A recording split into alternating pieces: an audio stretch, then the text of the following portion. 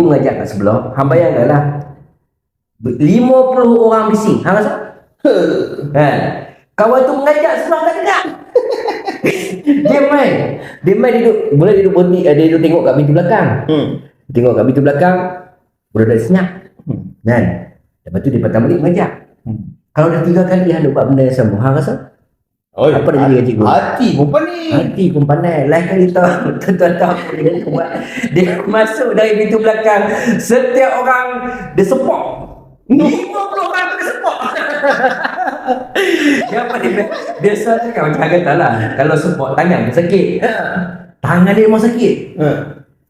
Bila tangan dia sakit, Dia ganti. kalau ganti habis kalau hang sepok berani kan. Okey, dah tangan boleh sakit, hang sepok berani. Tapi kalau dua sakit dah sepok macam ni. Dah tahu. Dia tak pernah terpanjang. Yang aku tengok lepas tu apa yang ada depan mata dia habis dia pergi Allah bang. Zaman tu kami pakai songkok pergi sekolah. Tak sabar.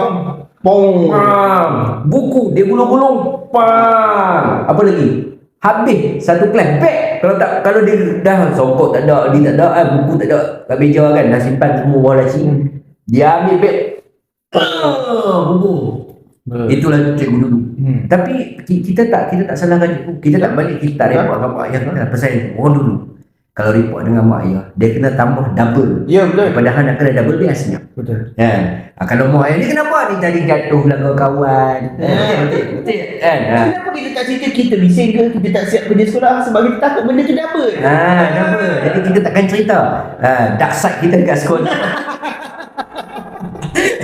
Dan yang seronok dia, walaupun macam tu kita tak berendam dengan cikgu. Betul. Kita tak berendam, kita tak marah, kita tak maki hamun.